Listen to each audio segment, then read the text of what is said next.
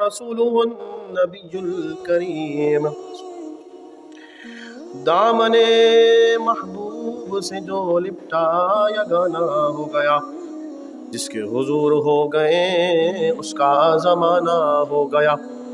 قال اللہ تبارک و تعالی فی الکلام المجید ان اللہ وملائکتہ یصلون علی النبی یا ایہا الذین آمنوا صلوا علیہ وسلموا تسلیما۔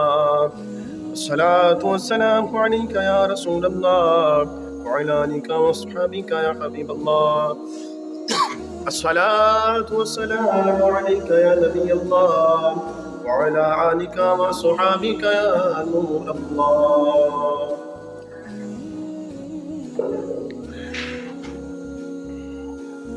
عاصی و جرم کی دوا ہے درود، کیا دوا عین کیمیا ہے درود۔ ایک ساعت میں عمر بھر کے گناہ کرتا ہے معدوم اور فنا ہے درود۔ چھوڑیو مت درود کو کافی راہ جنت کا رہنما ہے درود۔ حمد و صلات کے بعد تمام تعریف اللہ جل شانہ و نوالہ و اسم برہانہ و آتم شانہ جل جلالہ تبارک و تعالی کے لیے لاکھوں کروڑوں درود و سلام نبی آخر الزمان احمد مجتبی محمد مصطفیٰ صلی اللہ تعالی علیہ وآلہ وسلم کے لیے۔ اللہ کی رحمت و رضوان کی بارشیں تمام صحابہ کرام خلفائے راشدین خصوصاً جمیع اہل بیت اطہار تابعین تبع تابعین ائمہ مجتہدین بزرگان دین مشائخ عاملین صوفیاء کاملین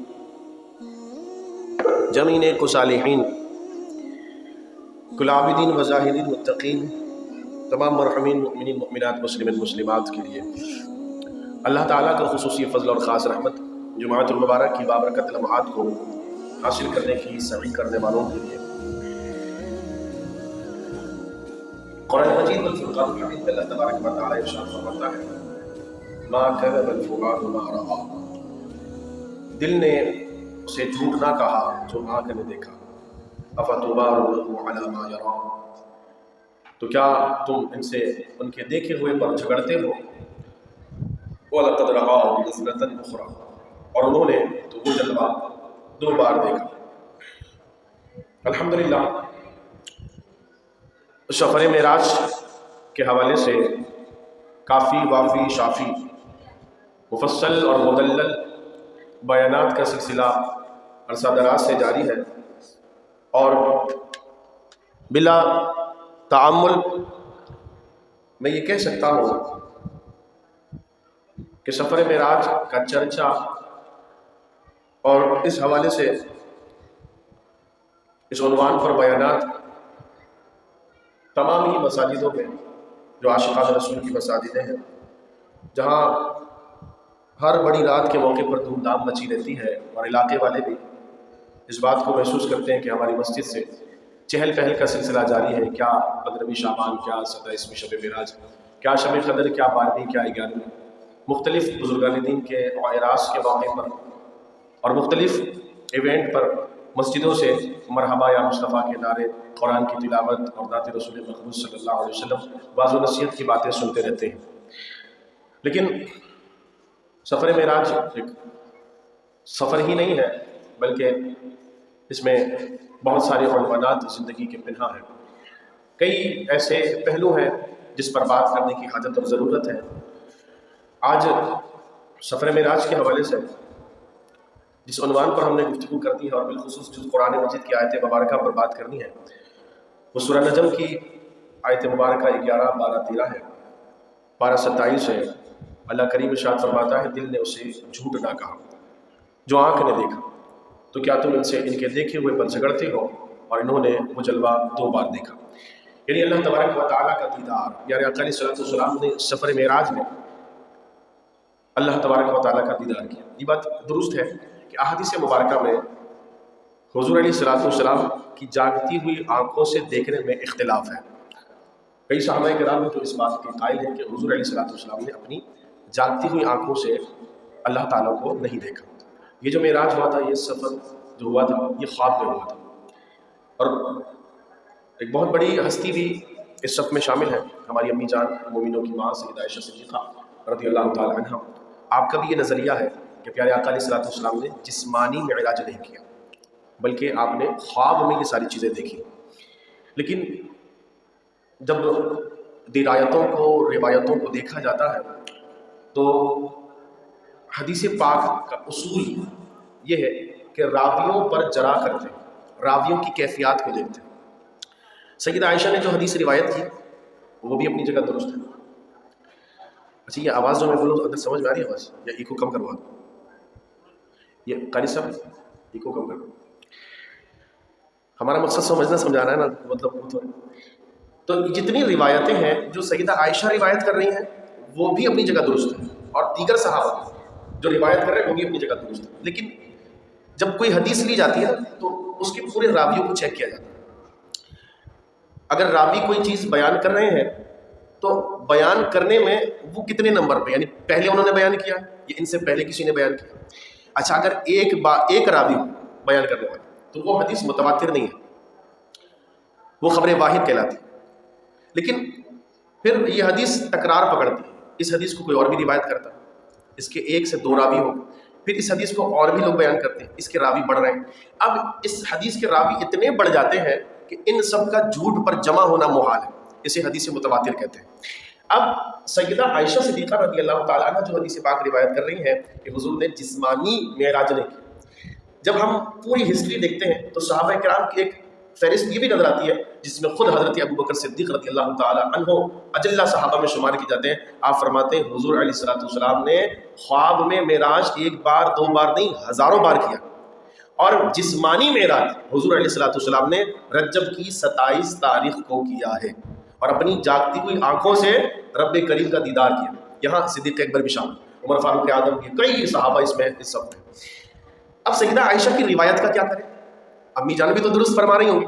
جب ہم امی جان کی روایت کو دیکھتے ہیں تو سیدہ عائشہ جو حدیث روایت کر رہی ہیں اس وقت تو وہ حضور علیہ الصلوۃ والسلام کی نکاح میں بھی نہیں آئی، یعنی اس حدیث کے راوی ضعیف ہیں، اور اس حدیث کو وہ درجہ حاصل نہیں ہے کہ جو دیگر صحابہ کی حدیث کو درجہ حاصل. اچھا اب ایک تدبیر یہ بھی ہو سکتی ہے کہ سیدہ عائشہ صدیقہ رضی اللہ تعالی عنہا نے جو حدیث روایت کی وہ حدیث آپ نے اس وقت روایت کی جب حضور نے اپنے جسمانی معراج کا تذکرہ کیا ہی نہیں ان سے. اب باہر میری شادی نہیں ہوئی، باہر کتنی ساری عورتیں گھوم رہی، تو میرے گھر کے حالات ان کو نہیں پتا ہوں، لیکن ان میں سے کوئی کسی سے اگر میرا نکاح ہو جائے، مثال دے رہا ہوں، تو اب وہ ایک ایسا ہوگا کہ جس کو میرے بارے میں بہت ساری باتیں پتا ہوں گی، گھر کی بھی باتیں. تو اب کوئی اس وقت کہے کہ جی امام صاحب کے معاملات میں جانتے ہیں تو کوئی بھی اعتبار نہیں کرے، جی حضرت کی شادی نہیں ہوئی تو کیسے بتا. لیکن جب ہو جائے گی تو میرے اندر کے گھر کے معاملات بھی وہ بیان کر سکتے ہیں. اسی طرح سیدہ عائشہ کا ابھی نکاح ہی نہیں ہوا ہے نا، تو وہ کیسے جانتی ہیں حضور نے سفر معراج کیا یا نہیں کیا؟ جب نکاح ہو گیا تب حضور نے بتایا کہ میں نے سفر معراج بھی کیا. لیکن اب اس حدیث کو سیدہ عائشہ نے آگے روایت نہیں کیا. اگرچہ کچھ تھوڑا علمی بحث ہے لیکن ہمارے لیے یہ سیکھنا اور سمجھنا ضروری ہے اور اعتقاد رکھنا ضروری ہے کہ حضور علیہ الصلوۃ والسلام نے جسمانی معراج بھی کیا ہے، اور وہ جس میں ہمیں نماز کا تحفہ ملا. اور بلا شبہ جو نبی ہوتے ہیں ان کا جو خواب ہے وہ سچ ہوتا ہے، اور مومنین کا خواب سچ نہیں ہوتا، لیکن کچھ خواب سچ ہو جاتے ہیں، دلیل نہیں بنتی. لیکن نبی کریم علیہ الصلوۃ والسلام یا انبیاء کرام اگر کوئی خواب دیکھیں تو وہ دلیل بھی ہوا کرتی ہے. بہرکیف سفر معراج کے حوالے سے قرآن مجید کی آیت مبارکہ اس پر دلیل ہے. اگر احادیث مبارکہ کو دیکھتے ہیں تو اس میں اختلافات نظر آتے ہیں، لیکن آیت مبارکہ صراحتاً اس بات پر دلیل ہے.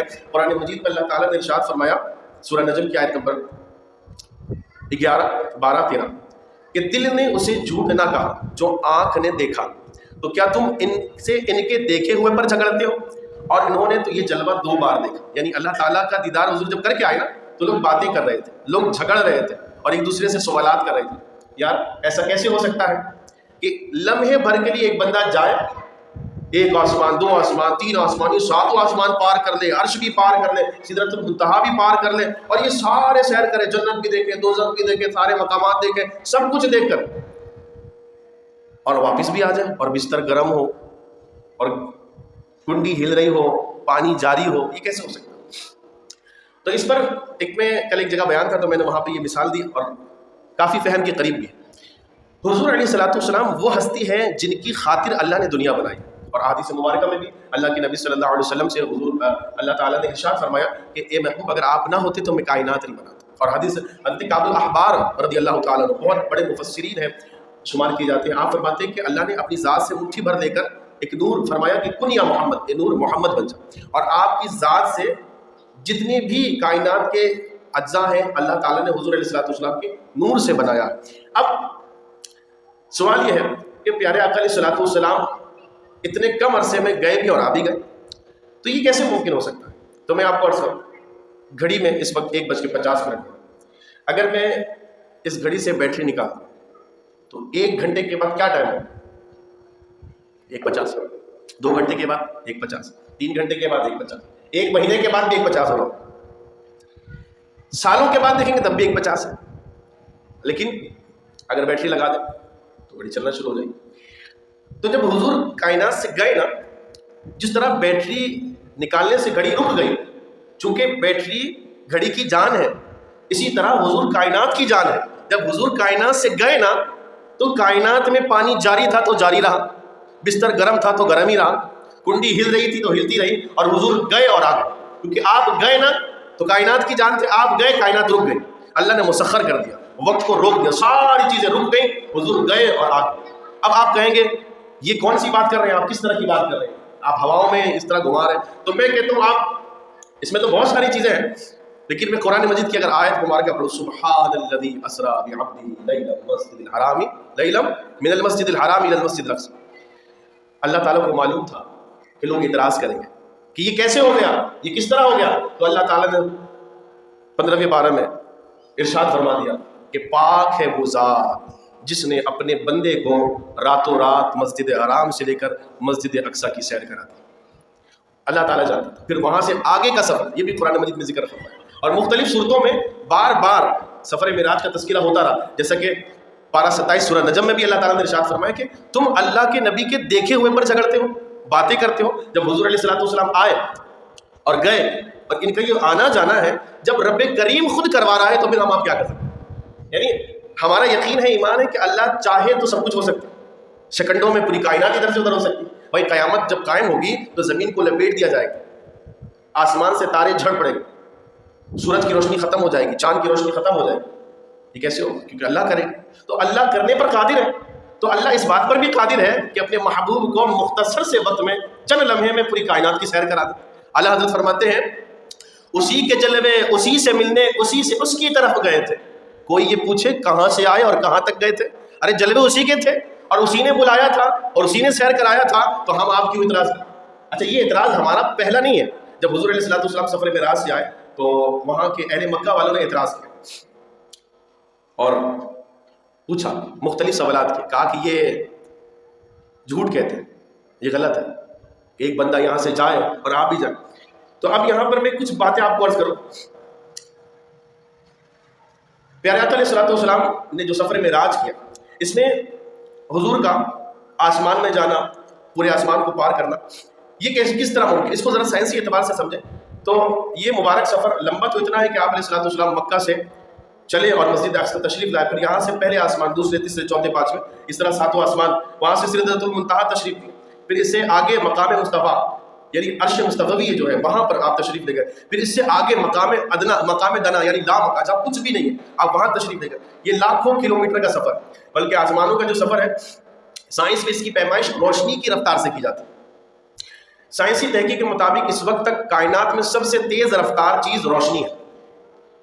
روشنی 1 سیکنڈ میں 3 لاکھ کلومیٹر کا فاصلہ طے کرتی ہے، اور سورج کی روشنی کو زمین تک پہنچنے کے لیے ہم آپ تو دیکھتے ہیں کہ سورج کی روشنی فوراً آ گئی، لیکن زمین تک پہنچنے کے لیے 8 منٹ 3 سیکنڈ کا وقت درکار ہے. یعنی سورج سے زمین تک 14 کروڑ 94 لاکھ کلومیٹر کا فاصلہ، سورج سے زمین تک. اچھا، سورج آسمان پر نہیں ہے، آسمان سے بہت نیچے ہے سورج، اور پھر سورج ابھی پہلے آسمان سے بھی نیچے ہے. سیدی اعلیٰ فرماتے ہیں کہ 50,000 سال کا راستہ ہے سدرۃ المنتہا سے، اس سے آگے مستویٰ، اس کے بعد کو اللہ پاک جانے، اس سے آگے عرش کے. اچھا، جب آسمان پار کرتے ہیں نا، اس کے بعد سدرہ ہے، سدرۃ المنتہا کے بعد عرش ہے. اچھا، اب یہ جو عرش ہے اس پر، اس کے اوپر جب جائیں گے نا، عرش جہاں عرش اعظم ہے، جہاں اللہ تعالیٰ خاص تجلی فرماتا ہے، اس کے بعد ہر لمحے یعنی ہر اسکے پر 70,000 پردے ڈلے ہوئے، 70,000. کہتے ہیں کہ یہ 70 حجابات اور ہر حجاب سے جو فاصلہ یعنی ایک حجاب پھر 70 حجاب، تو یہ ایک حجاب کے درمیان جو فاصلہ یہ 500 سال کا فاصلہ، یہ کل ملا کر 35,000 سال کا فاصلہ، یعنی اتنا لمبا فاصلہ ہے۔ اور اس 35,000 کو اگر آپ مزید سدرۃ المنتہا کے سفر کو جوڑیں تو 85,000 سال کا فاصلہ بنے گا۔ اب سدرۃ المنتہا کے اگر حجاب کو دیکھیں جو عرش کے ساتھ ہے، اس کا فاصلہ کوئی نہیں جانتا کہ حضور علیہ الصلوۃ والسلام عرش سے آگے کہاں تک گئے اور کہاں تک تشریف لے گئے، اس سے بھی کوئی واقف نہیں۔ الغرض معراج کے دلہا پیارے آقا علیہ الصلوۃ والسلام اتنے ہزاروں لاکھوں سال دور گئے بھی اور واپس بھی تشریف لے آئے۔ غرض یہ اس سفر کی لمبائی ہے کہ اتنا لمبا سفر جو کئی کروڑ کلومیٹر پر مشتمل ہے، اور یہ سارا لمحے بھر میں طے کر لیا۔ یہ کیسے ہوا؟ یہ رب کی ذات ہے جس نے یہ سفر کروایا۔ جب یہ بات کرتے ہیں نا تو پھر ظاہر سی بات ہے یہ چیزیں تو عقل میں نہیں آتی۔ بھائی رب ہے، اس پر ہمارا ایمان کیسا ہی ہم سوچیں گے؟ نہیں سوچیں گے، کیونکہ ہمیں منع کیا گیا کہ آپ کو ایمان لانا ہے۔ سورہ بقرہ کی آیت نمبر 1 سے لے کر اگر آپ 7 تک دیکھیں تو ایک عقائد بیان کیا اور مومنوں کی صفات کو بھی بیان فرمایا۔ اس میں شروع میں فرمایا الذین یؤمنون بالغیب۔ مومن کون ہے؟ جو بنا دیکھے ایمان لائے۔ اگر دیکھ لیا تو اب ایمان معتبر نہیں ہے۔ آپ چلیں دریا نیل پر، فرعون غرق ہو رہا ہے، ڈوب رہا ہے، اور ڈوبتے ڈوبتے اس نے فرشتوں کو دیکھ لیا۔ اب چونکہ آخری لمحات ہے، جب اس نے فرشتوں کو دیکھا نا، حضرت جبرائیل علیہ السلام کو دیکھا کہ آپ گھوڑے پر سوار تھے، تو اس نے کہا آمنت برب موسیٰ و ہارون، میں وہ اللہ جو موسیٰ اور ہارون کی ہے، میں اس پر ایمان لاتا ہوں۔ جبرائیل علیہ السلام نے مٹی لی مٹھی میں اور اس کے منہ پہ ٹھوک دیا اور کہا کہ سن فرعون، اب تیرا ایمان معتبر نہیں ہے کیونکہ تو نے ساری چیزوں کو دیکھ لیا۔ ایمان تو یہ ہے کہ بن دیکھے اللہ کو مانا، تو سفر معراج پر ایمان تو یہ ہے کہ سفر معراج عقل میں نہیں ہے، لیکن چونکہ حضور نے فرمایا اور سب سے بڑی بات اللہ نے فرمایا ہے، سبحان الذی اسریٰ بعبدہ لیلا من المسجد الحرام الی المسجد الاقصیٰ، اللہ تعالیٰ نے، وہ پاک ہے، وہ ذات ہے۔ اچھا آپ اس آیت مبارکہ کو دیکھیں، یقین کریں وقت تو نہیں ہے مگر اگر اس آیت پر بحث کریں تو اللہ تعالیٰ نے شروع کہاں سے کیا؟ پاک ہے وہ ذات۔ اگر اللہ چاہتا تو کہہ دیتا کہ وہ اللہ ہے جس نے اپنے نبی کو مکے سے لے کر سدرۃ المنتہا اپنا مسجد اقصیٰ تک سفر کرایا، پھر آگے کے معاملات تھے، لیکن اللہ نے پہلے ابتدا کہا سے کہ سبحان الذی، اے نادانو کہیں ایسا نہ ہو تم اللہ تعالیٰ پر بھی اعتراض کرو، پاک ہے وہ ذات جس نے اپنے نبی کو راتوں رات مسجد حرام سے لے کر مسجد اقصیٰ کا سفر کروایا، وہاں امامت کروائی، پھر وہاں سے آپ آسمان میں چڑھے، پہلے آسمان دوسرے آسمان، اور یہ آسمان سے چڑھنے کا سلسلہ رہا یہاں تک کہ آپ سدرۃ المنتہا پہنچے، عرش اولیٰ پہنچے، عرش اعظم پہنچے، وہاں سے مقام دنا تک گئے، لا مقام تک گئے، رب کریم کا دیدار کیا، اللہ نے نماز کا تحفہ عطا فرمایا، اللہ نے بہت ساری راز کی باتیں اپنے نبی سے کی، اور حضور سارا علم لے کر ہمارے درمیان تشریف لیا، امت کے درمیان۔ تو اس پر کوئی کیلو کال ہو ہی نہیں سکتا جب اللہ نے فرما دیا۔ تو میں یہ کہتا ہوں کہ جب قرآن مجید کی آیت مبارکہ ہونا بالکل صراحتاً ہی آیت مبارکہ ہے تو ہمارا ایمان ہونا چاہیے۔ اب آپ کہیں گے امام صاحب سب کچھ چھوڑ کر اس میں اتنا زور کیوں دے رہے ہیں؟ اس لیے زور دے رہا ہوں کہ ہمارے اعتقادات کو متزلزل کرنے کے لیے بہت سارے لوگ باتیں کرتے ہیں۔ یاد رکھیے ہمارا سارے کا سارا میعاد بالغیب ہے، بن دیکھے، اور جو کفار ہیں نہنجار ہیں وہ یہ اس بات پر سازش کرتے ہیں کہ یہ مسلمان بنا دیکھے اللہ کو مانتے ہیں، تو ان کے اس اعتقاد کو کمزور کیا جائے۔ جب ہمارا اعتقاد کمزور ہو جائے گا تو ہم کہیں گے یار اللہ ہے ہی نہیں، اگر اللہ ہے تو نظر کیوں نہیں آتا؟ سوالات ہوتے ہیں، تو علماء نے منع کیا کہ ان طرح کے سوالات نہ کریں۔ اگر آپ اس طرح کے سوالات کریں گے تو بالآخر کیا ہوگا؟ اللہ نہیں ہے اور ایمان سے ہاتھوں بیٹھے۔ یہی تو امتحان ہے کہ اللہ تعالیٰ کو بنا دیکھے ماننا۔ اور ایسا نہیں ہے کہ ہمارے پاس دلیل نہیں ہے، سب سے بڑی دلیل قرآن ہے، یہ اللہ کا کلام۔ اہل عرب جب قرآن مجید کو پڑھتے تھے تو وہ بڑے ماہر ترین تھے، بڑے فصیح و بلیغ تھے۔ اہل عرب شعراء میں شمار کیے جاتے تھے، بڑے فرزدق کو دیکھیں، اور اس کے علاوہ کئی ایسے کے شعراء ہیں کہ جو امرؤ القیس جو عرب کے شعراء ہیں، یہ ایسے تھے کہ یہ ان کے آگے کوئی بات نہیں کر سکتا تھا، یہ سب فصیح و بلیغ تھے۔ لیکن جب قرآن مجید کی ایک آیت مبارکہ سورہ کوثر کی جب مکے کے دروازے پر لٹکایا گیا تو انہوں نے اس کی فصاحت و بلاغت کو دیکھا تو حیران رہ گئے اور فرمایا، عرض کرنے لگے کہ یہ کلام کسی انسان کا نہیں ہے، کسی جن کا نہیں ہے، اتنی فصاحت، اتنی بلاغت۔ اب دیکھیں اس کے اندر لے کتنی پیاری ہے، والتین والزیتون وطور سینین وہذا البلد الامین، ہر دیکھیں آیت مبارکہ نون پر ختم ہوا، والضحى واللیل اذا سجا ما ودعک ربک وما قلی وللآخرۃ خیر لک من الاولی. قرآن مجید کو ہم صرف ترجمہ پڑھ رہے ہیں، تفسیر پڑھ رہے ہیں. آپ قرآن مجید کو بلاغت کی روشنی سے دیکھیں، آپ کو پتہ چلے گا کہ قرآن مجید اتنا فصیح. آپ قرآن مجید کو علم نحاف کی روشنی میں دیکھیں، علم صرف کی روشنی میں دیکھیں، تو آپ کو اندازہ ہوگا کہ قرآن یہ اتنا اعجاز ہے اس میں کہ اس کو دیکھنے والا اس بات پر بالآخر آ ہی جاتا ہے کہ یہ انسان کا کلام ہے ہی نہیں، یہ جن کا کلام ہے ہی نہیں، یہ ایسی ذات کا کلام ہے جو کلام کبھی ختم نہیں ہو سکتا. قرآن مجید والفرقان الحمید یہ حضور علیہ الصلوۃ کا سب سے بڑا معجزہ ہے. سفر معراج کے حوالے سے بہت ساری باتیں ہیں جس میں اللہ تعالیٰ نے ارشاد فرمایا ما کذب الفؤاد ما رأى، کہ دل نے اسے جھوٹ نہ کہا اور جو آنکھ نے دیکھا اس بات کی تصدیق کر دی کہ پیارے آقا علیہ الصلوۃ نے رب کریم کو بلا حجاب دیکھا.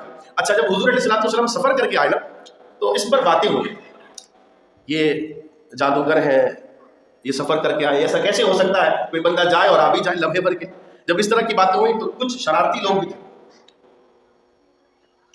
کہنے لگے بتاؤ اگر آپ مسجد حرام سے لے کر مسجد اقصی تک گئے ہیں، مسجد اقصی کی کھڑکیاں کتنی ہیں، مسجد اقصی کے دروازے کتنے،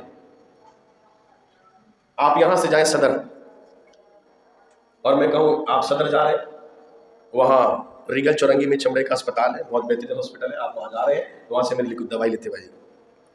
آپ وہاں سے میرے پاس آئے سفر کر کے، راستے میں بھوک لگی تھی بریانی بھی کھا لی، اور جب آپ آئے تو میں آپ سے دوائی لوں. حق تو یہ بنتا ہے کہ میں دوائی لوں، آپ کا شکریہ ادا کروں. جی بہت بہت شکریہ، جزاک اللہ، آپ نے بڑی مہربانی کی. میں اتنی دور جاتا اور پھر آتا مجھے بہت لگتا. لیکن اگر میں سوال کروں یا میرے ساتھ کوئی اور ہو وہ سوال کرے، اگر یہ تو بتائیں ریگل چورنگی میں جو ایک چورنگی ہے اس میں جو بلاک لگایا کتنے ہیں؟ چورنگی میں جو پوسٹر لگائے وہ دیکھا ہے آپ؟ اچھا ریگل ہسپتال کی کھڑکیاں کتنی ہیں؟ اچھا بچہ دروازے کتنے ہیں؟ اس میں جو درخت لگے ہوئے ہیں وہ رائٹ سائڈ پہ لیفٹ سائڈ. تو آنے والا یہی کہے گا آپ بڑے احمد آدمی ہیں، میں دوائی لینے گیا تھا، کھڑکی گرنے تھوڑے نہ گیا تھا، میں دوائی لینے گیا تھا، پوسٹر دیکھنے تھوڑے نہ گیا تھا، میں آپ کے کام کے لیے گیا تھا. آپ نے اس کام کے لیے بھیجا ہوتا تو جناب والا اسکیچ بناتا اور میں ایک ایک چیز لکھ کر لاتا، یہ تھا یہ تھا یہ تھا، ساری چیزیں لے کر آتا. میں تو اس کام کے لیے گیا نہیں تھا. تو کفار مکہ پوچھتے ہیں کہ کھڑکیاں کتنی تھی، دروازے کتنے تھے؟ حضور چاہتے تو کہہ دیتے اللہ کے بندو میں تو اس کام کے لیے گیا نہیں تھا، اگر اللہ کو کھڑکیاں گنوانی ہوتی تو میں اس کے لیے الگ سے چلا جاتا. میں تو یہاں سے سفر کر کے گیا ہوں، انبیاء کی امامت کروائی ہے، اللہ نے مجھے یہ شرف بخشا ہے، میں اس رات کو کھڑکیاں گننے تھوڑی نہ گیا تھا، دروازے گننے تھوڑی نہ گیا تھا. تم جو پوچھ رہے ہو کھڑکیاں کتنی ہیں دروازے کتنے، لیکن اللہ کے نبی صلی اللہ علیہ وسلم نے یہ نہیں ارشاد کیا. ابھی کچھ تعامل ہے جواب دینے میں. اللہ تبارک و تعالیٰ نے مسجد اقصی کا سارا نقشہ سامنے رکھ دیا. اے محبوب آپ سے یہ پوچھتے ہیں آپ بتائیں. وہ میں نے جو شعر پڑھا تھا یقین کریں بہت بہترین شعر، کہ سارے نبیوں کے عہدے بڑے ہیں لیکن میرے آقا کا منصب جدا. جتنے نبی آئے نا ان کا مقام مرتبہ بہت بلند و بالا، اللہ نے بڑا نوازا. لیکن پیارے آقا علیہ السلام کو ایسا اعجاز عطا فرمایا، معجزے انبیاء سے پوچھے گئے، انبیاء نے بتائے. حضرت موسیٰ علیہ السلام جس دور میں آئے آپ کے اس دور میں جادو کا زور تھا تو اللہ نے عصا والا معجزہ عطا فرمایا. یوسف علیہ السلام کو اللہ تبارک و تعالیٰ نے معجزہ عطا فرمایا، یعقوب علیہ السلام کو معجزہ عطا فرمایا، الغرض جتنے بھی انبیاء تھے سب کو معجزہ عطا فرمایا. لیکن پیارے آقا علیہ السلام کو جتنے بھی نبی آئے نا تمام تر معجزے کا جامع بنا دیا، بلکہ حضور کو سراپا معجزہ بنا دیا. اور حضور کو قرآن دیا، قرآن بھی معجزہ. حضور کو سفر معراج کرایا، سفر معراج بھی معجزہ. حضور کو اللہ نے اپنا دیدار کرایا، یہ بھی معجزہ. آپ دیکھتے چلے جائیں، حضور نے کنکر کو کلمہ پڑھوایا، یہ بھی معجزہ. درخت چل کر آ گئے، یہ بھی معجزہ. چاند کے 2 ٹکڑے کر دیا، یہ بھی معجزہ. سورج غروب ہو گیا تھا اس کو دوبارہ طلوع کر دیا، یہ بھی معجزہ. مردے کو زندہ کر دیا، یہ بھی معجزہ. حضرت جابر کے گھر گئے، سالن اور روٹی میں لعاب دہن ڈالا، روٹی اور سالن، روٹی اور بوٹی دونوں پڑ گئے، یہ بھی معجزہ. کھارے پانی میں تھوک دیا، میٹھا ہو گیا، یہ بھی معجزہ. ہزار معجزے ہیں. میں کہتا ہوں بلا حساب اللہ نے معجزہ عطا فرمایا ہے. جس کا مطالبہ کیا گیا اللہ کے نبی نے سارا معجزہ بیان فرمایا. اگر اور مطالبے ہوتے تو اللہ کے نبی بیان فرماتے ہیں. پیارے آقا علیہ السلام نے جب تعامل کیا تو اللہ تعالیٰ نے فرمایا اے محبوب آپ نہ فرمائیں. یہ اس بات پر آپ کو عاجز کرنا چاہتے ہیں، اللہ عاجز نہیں ہے، یہ عاجز ہیں. آپ مسجد اقصی کی کھڑکیاں بھی بتائیں، دروازے بھی بتائیں. اللہ تبارک و تعالیٰ نے پیارے آقا علیہ الصلوۃ والسلام کو جو سفر معراج عطا فرمایا، اس میں بہت ساری باتیں ہیں، اب وقت ختم ہو چکا ہے بالکل، میں اس پر گفتگو انشاءاللہ نیت ہے کہ سفر معراج کے حوالے سے جو مشاہدات ہیں حضور کے، حضور نے جو چیزیں دیکھی ہیں اس کو بیان کرنے کی کوشش کروں. اللہ تبارک و تعالیٰ ہمیں قرآن مجید کی تلاوت کرنے اور اس کی آیتوں میں غور و فکر کرنے کی توفیق عطا فرمائے. آمین بجاہ نبی الامین صلی اللہ علیہ وسلم.